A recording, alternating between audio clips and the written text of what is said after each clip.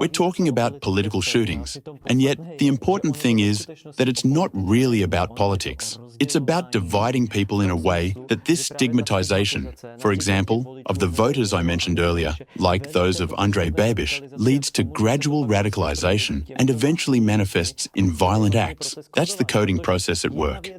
It's one thing when articles are published about what Andrej Babiš did or didn't do well. That's fine. It's okay to critically examine any politician's work because they are in a position where they are responsible for the direction our society takes. That's perfectly valid. But it's something entirely different to stigmatize his voters, creating the impression, whether it's the Trump's cult in Donald Trump's case or the Babiš's sect in Babiš's case, that the voters of these politicians are somehow not fully competent, that they aren't capable of making independent decisions.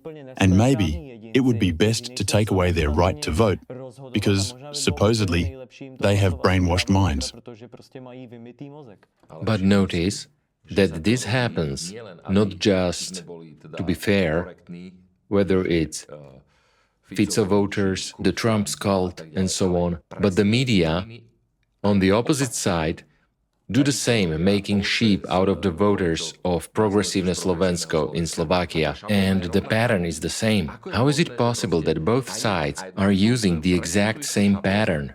And again, it all leads to the fact that the anti-cultists don't care who will start. They have only one goal, which we'll discuss in more detail later, and they are not interested in anything else, they just keep pushing toward that goal.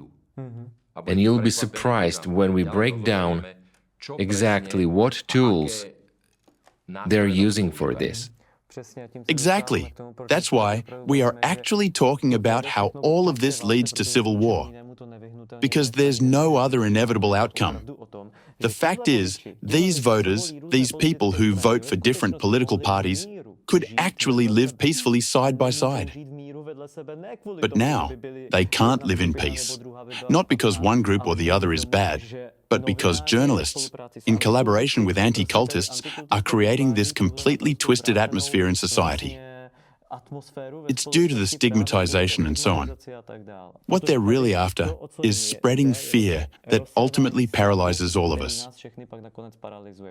Because whether it's a political shooter or anyone else, their main goal is to divide people and keep them living in fear. Exactly. They divide people. There's a saying, divide and conquer. That still holds true. And if we recall the Impact documentary, it was very well stated there. If you want to understand who is behind all this, look at who benefits from it. And from all of this benefits, no one but the anti-cultists.